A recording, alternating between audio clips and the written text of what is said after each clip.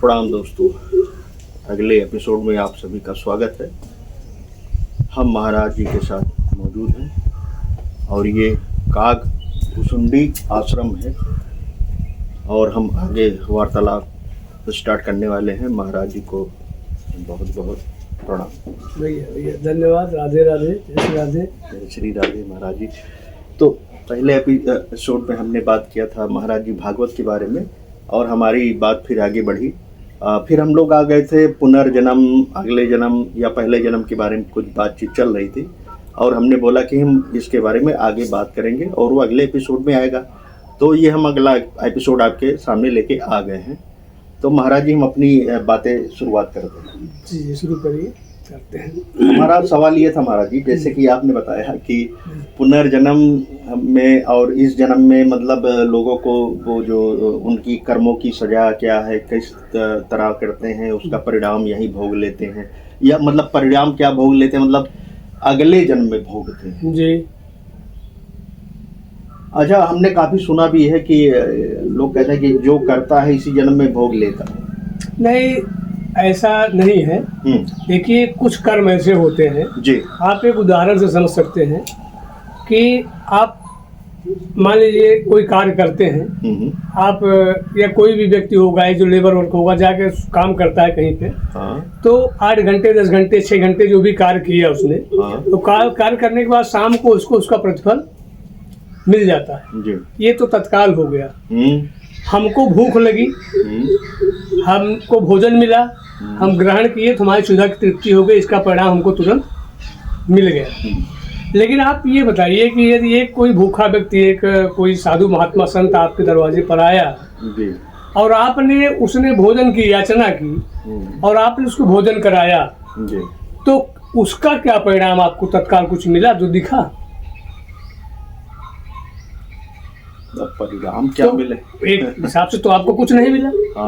लेकिन यदि आपने किसी को भोजन कराया है या कोई सहयोग किसी प्रकार का किसी के साथ किया है, कोई अच्छा कर्म किसी के साथ किया है, तो आप ये कभी न सोचिए कि ये कर्म मेरा कभी निष्फल जा सकता है। हर कर्म का परिणाम होता है और हम आप ये संसार के सभी प्राणी हमेशा कुछ न कुछ कर्म करते हैं। बिना कर्म के हम रह नहीं पाते।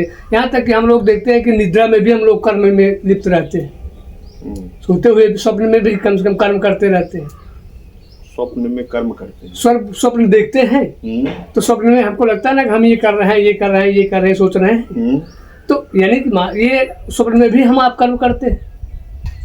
मतलब जो आदमी स्वप्न देखता है तो एक तरीके से वो कर्म हो गया, उसमें कुछ तो चलता ही रहता है। तो अच्छा चलो मान लो नहीं स्वप्न में करते हैं, लेकिन 24 घंटे जब तक हम सो नहीं रहे हैं, सोए हुए नहीं हैं, तब तक तो कुछ न कुछ कर्म करते हैं। हम आप यहाँ बैठे हैं, भी हमारी आपकी वार्तालाप हो रही है। इसका परिणाम हमको आपको क्या मिलेगा? भी कुछ है, लेकिन ये भगवत चर्चा हो रही है, अच्छी अच्छी बातें हो रही है। हम ये कह रहे हैं महाराज जी, आदमी अगर कुछ भी कर रहा है तो क्या वो उसका वो सोचता है कि हम ये कर रहे हैं या हमें कुछ कर रहे हैं, या कोई भी कार्य कर रहा है तो वो ऐसा क्यों सोचेगा कि मुझे इसका फल मिलेगा? सोचना चाहिए भी नहीं क्योंकि इसको भगवान स्वयं ने कहा है कि कर्मण्येवाधिकारस्ते मा फलेषु कदाचन। आप कर्म करो जी, फल की इच्छा करो ही मत। अब कर्म क्या करना है ये हमको सोचना है। तो हमें कर्म क्या करना है कि जो हमारे वेद शास्त्रों ने, धर्म ग्रंथों ने हमें जो रास्ते बताए हैं, जो करने के लिए बताया है, जो ना करने के लिए बताया है। अब आप जब पढ़ते हैं तो सब कुछ मिलता है, हमें क्या करना चाहिए, क्या नहीं करना चाहिए। तो जो बताया है करने के लिए वो करना चाहिए, जो नहीं बताया वो नहीं करना चाहिए। यही धर्म है हमारा। हम उस पथ पर चलेंगे जो हमारे ग्रंथों ने बताया है तो वो हमारे लिए हितकर है, और उसके विपरीत कार्य करेंगे तो अहितकर है। अच्छा, आपके हिसाब से क्या करना चाहिए, क्या नहीं करना चाहिए? अब शास्त्रों ने बहुत सारी चीजें बताई हैं। शास्त्र क्या बताते हैं? शास्त्र बताते हैं कि सत्य का हमेशा सत्य बोलना चाहिए, हैं? किसी की मदद करनी चाहिए, दया भाव हमारे अंदर होना चाहिए। हमेशा हमारे मन क्रम वचन से, तन मन धन से हमेशा ये हम प्रयास करें कि किसी को भी कोई कष्ट ना हो। यही हमारा मेन धर्म होना चाहिए। किसी को कष्ट ना हो, हमारे तन से, मन से, धन से। मतलब हमसे किसी को कष्ट ना हो, किसी को कष्ट ना हो, हर आदमी हमसे प्रसन्न रहे, खुश रहे जी। ये हमारा आपका एक धर्म होना चाहिए। चलिए ये बात हो गई, हम अपने मेन पॉइंट पे आते हैं। जैसे आपने कहा कि पिछला जन्म, हम जन्म के बारे में बात कर रहे हैं। जी जी जी, आपने ये बात बोला है पहले एपिसोड में, है ना? जी बोलिए बोलिए। हम उसी बारे में बात करेंगे। बिल्कुल। हमको ये बताइए कि जैसे कि कोई व्यक्ति अभी इस जन्म में उसने क्या किया क्या नहीं किया, हम किसी को भी ले लें, उससे अगर हम पूछें कि तुम पिछले जन्म में क्या थे जी, तो मेरे ख्याल में वो नहीं बता पाएगा। लेकिन हमारे ग्रंथ बताते हैं। गरुड़ पुराण आपने सुना होगा जी। तो गरुड़ पुराण सुनने को तो कम मिलता है, वो तभी मिलता है जब घर में कोई आत्मा शरीर छोड़ देता है, उसके बाद ही वो मौका मिलता है सुनने का। यद्यपि चाहिए कि उसको हम लोगों को अध्ययन करना चाहिए, कभी कभी पढ़ सकते हैं। कोई ग्रंथ है तो उसमें स्पष्ट शब्दों में लिखा जाता है कि किसको क्या कर्म करने से क्या आगे मिलता है परिणाम। तो जैसे आप अंदाजा लगा सकते हैं कि इस गरुड़ पुराण में तो स्पष्ट कह दिया है कि जैसे ब्रह्म हत्या करने वाला व्यक्ति। ब्रह्म हत्या क्या है, पहले इसके बारे में बताइए, फिर आगे बढ़ेंगे। इसे ब्राह्मण की हत्या हो गई किसी की। ब्रह्म हत्या मतलब किसी पंडित या ब्राह्मण की हत्या अगर किसी ने कर दिया जी, तो ब्रह्म करने वाला करने वाला क्या बहुत अच्छा पुरुष हो गया क्या? कहाँ हो गया? तो उसको अगले जन्म में क्या मिलता है? जैसे आप पहचानना चाहें कि क्या था ये पहले, मतलब एक हत्या करने वाले इंसान को क्या सजा मिलेगी, इसके बारे में बताइए। तो जैसे आप ये कह रहे थे कि कैसे हम पहचानेंगे कि हमारा अगला जन्म क्या था, या इस जन्म में जो हम हैं तो पूर्व जन्म में क्या थे जी। तो उसके लिए गरुड़ पुराण में लिखा है कि ब्रह्म हत्या करने वाला क्षय रोगी होता है। इस समय यदि आपको क्षय रोगी कोई दिखता है। क्षय रोगी मतलब किस टाइप की बीमारी? क्षय रोग जो होता है जैसे टीबी टाइप का, मतलब एक गहरी बीमारी, असाध्य बीमारी। वो अगर कोई व्यक्ति हमें मिल जाए, उसको अगर टीबी की प्रॉब्लम है, हम ये अनुमान लगा ले इसने किसी ब्राह्मण को मारा था पिछले जन्म में, हत्या का ये दोषी है कहीं न कहीं। मतलब आपके हिसाब से जी, गरुड़ पुराण के हिसाब से, आपके हिसाब से नहीं, गरुड़ पुराण के हिसाब से, ठीक है, बता रहे हैं। गो हत्या करने वाला व्यक्ति कुबड़ा होता है, जैसे पेट में कुबर किसी की निकल जाती है ना, तो वो व्यक्ति अगर आपको दिखता है तो ये इसका मतलब कि उसने पूर्व जन्म में गो हत्या का उसका। अगर हमें कोई व्यक्ति मिले कुबड़ा टाइप का, अगर हम उससे पूछे या तुमको ये अगर दिक्कत है, तो बोलेगा मुझे जन्मजात है। तो उससे हम ये बोले कि तुमने पिछले जन्म में किसी गाय को मारा। अब ये आप अपना जान लीजिए, अनुमान लगाइए गरुड़ पुराण के हिसाब से। आप जान सकते हैं कि पूर्व जन्म का इसका दोष ये था जिसके कारण इसको ये हुआ है। अच्छा, ये कन्या की हत्या करने वाला कोढ़ी होता है। कन्या की हत्या मतलब मतलब किसी भी औरत को या लड़की को मारने वाला इंसान जी, जिसने कन्या की अपने एक मतलब बच्चियों को हत्या, बच्ची की हत्या अगर कर दी कन्या में, और वो कोढ़ी का शिकार, अगर कोढ़ी व्यक्ति मिलता है कोई, तो इसका मतलब आप अनुमान कर सकते हैं कि गरुड़ पुराण के हिसाब से वो पूर्व जन्म में इस दोष का भागी था। अच्छा, ठीक है। स्त्री का घात करने वाला या गर्भपात करने वाला है भिल्ल रोगी। गुरु पत्नी सेवन करने वाला। नहीं, आपने जो बताया ये गर्भपात करने वाला इंसान जो है, गर्भपात करने वाला भिल्ल रोगी होता है। भिल्ल रोगी, ये कौन सा रोग है? भिल्ल रोगी तो भिल्ल मतलब क्या रोग हो सकता है? स्त्री का घात करने वाला या गर्भपात करने वाला भिल्ल रोगी। अयोग्य गमन करने से नपुंसक। गुरु पत्नी सेवन से खराब शरीर वाला। मांस खाने वाला लाल अंग। मदिरा पीने वाले के काले दांत। जिह्वा के स्वाद से अभक्ष को भक्षण करने वाला। ब्राह्मण जलोदरी। दूसरे को न देकर अकेले मिष्ठान भोजन करने वाले को कंठमाला रोग होता है, गले का रोग। तो इसमें तो जितने भी रोग लिखे हुए हैं, अगर इंसान को अगर वो रोग है, जैसे झूठी गवाही देने वाला, झूठी गवाही देने वाला अगले जन्म में गूंगा होता है। अब गूंगे अगर गूंगा है हाँ तो आप तो हम ये मान लें कि पिछले जन्म में इसने गलत गवाही दिया था, किसी के बारे गवाही में। झूठी दिया, जिसकी सजा किसी किसी को मिली है, जिसका परिणाम इसको आज ये भोगना पड़ रहा है।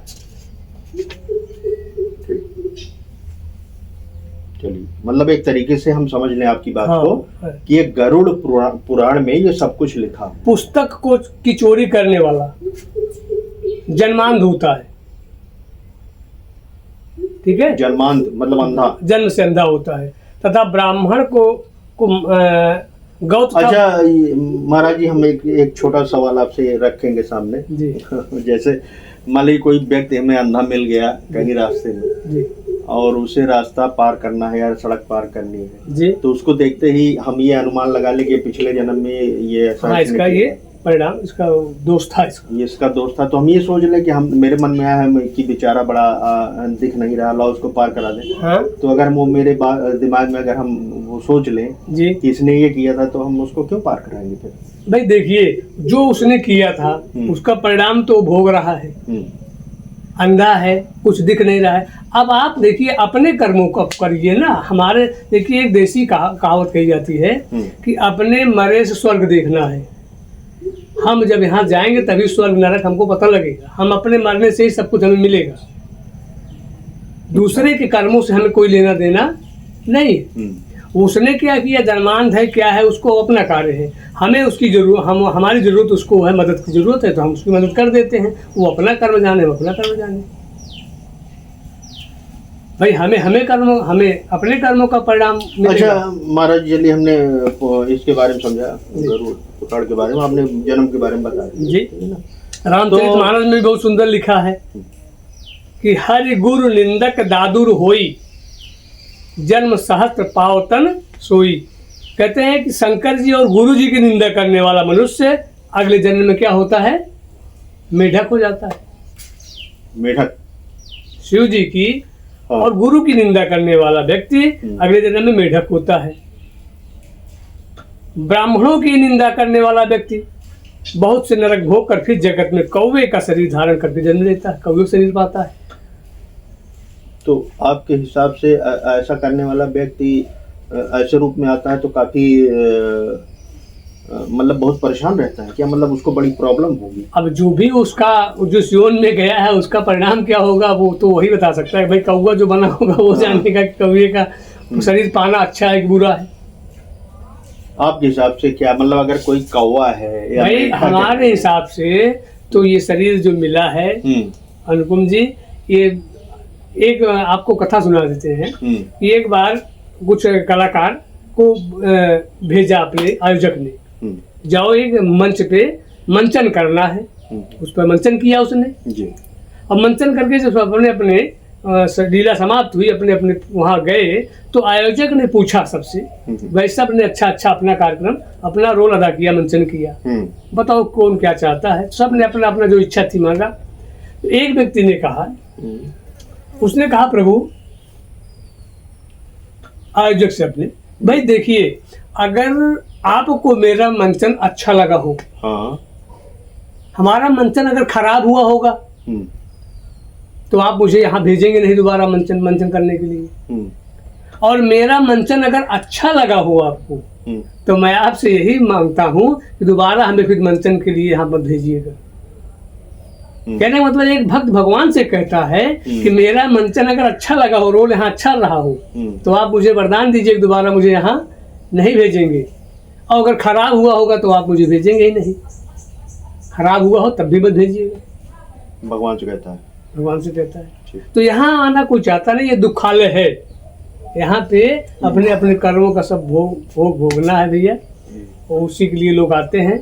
तो हम तो ये कहेंगे कि ऐसा कर्म करें, ऐसी भगवान की कृपा हो कि दोबारा ये सब छूट जाए, आना से मुक्ति मिल जाए, इसी को कहते हैं मोक्ष, परम पद मिल जाए, आना जाना खत्म हो जाए।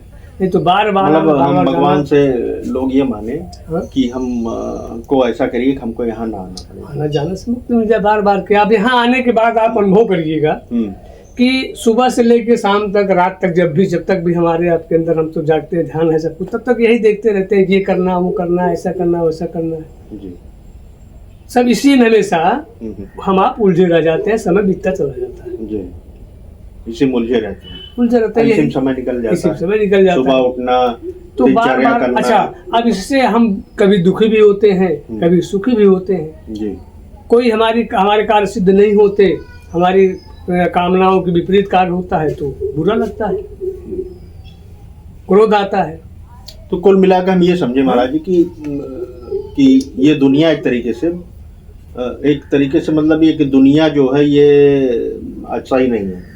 दुनिया, हाँ, अब हिसाब से इसका है कि हाँ आना जाना पड़े तो ठीक है, सीधा सीधा बार बार वही चीज करे, परेशान हुआ जाए तो क्या अच्छा, भाई उससे मुक्ति ही मिल जाए ज़्यादा अच्छा है। यहाँ ना आना पड़े फिर।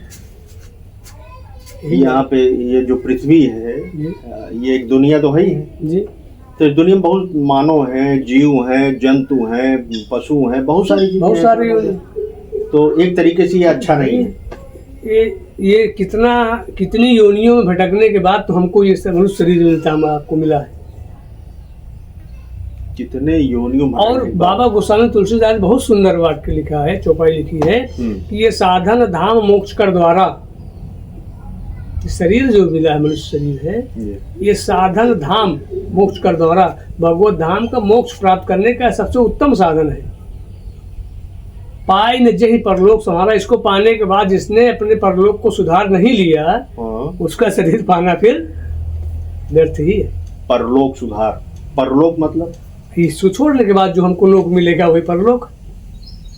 तो मतलब अगर यहाँ पे अच्छा करेगा तब वही उसको अच्छा मिलेगा, तभी अच्छा मिलेगा, कर्मों का फल है।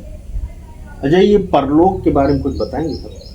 परलोक के बारे में तो यही, अब यहाँ से छूटा जाएगा शरीर, चला जाएगा, देखा जाएगा।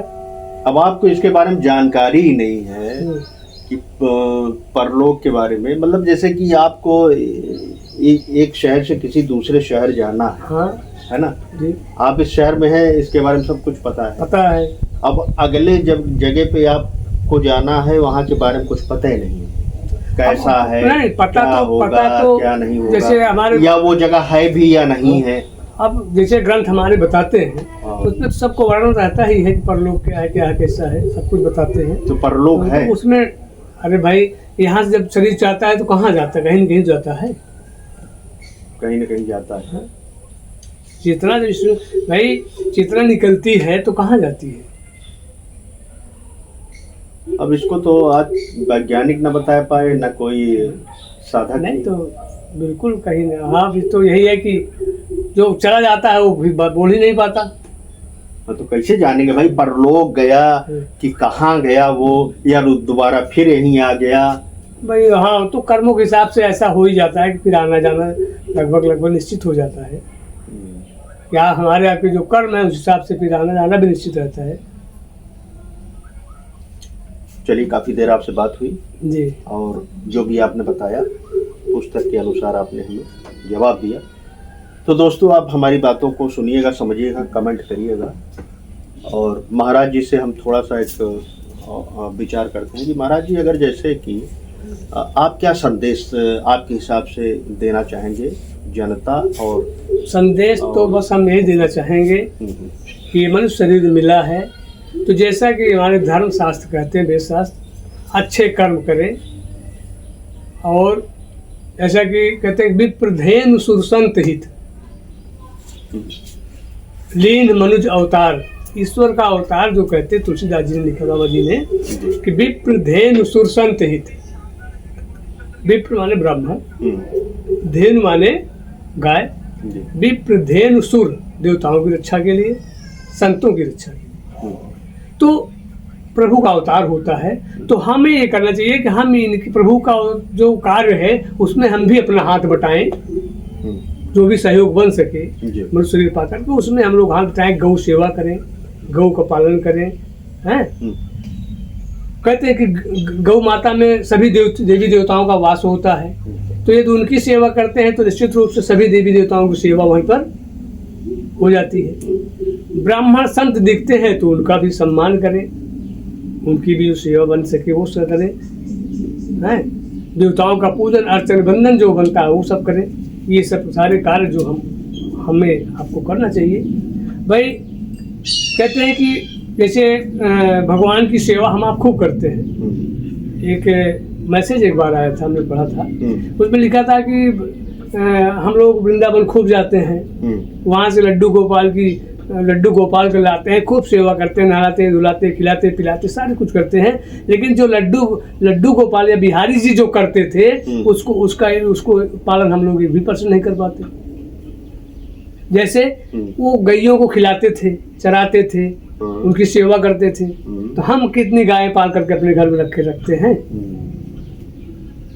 अब देखिए ऐसा है कि तो इस हिसाब से हमको ये चाहिए। देखिए आज का मॉडर्न युग तो हो गया है महाराज जी। हम ये कहेंगे जी कि जैसे कि लोग गांव में हैं, या गांव में तो है, आप गाय भैंस वगैरह तो आप पाल सकते हैं, है ना।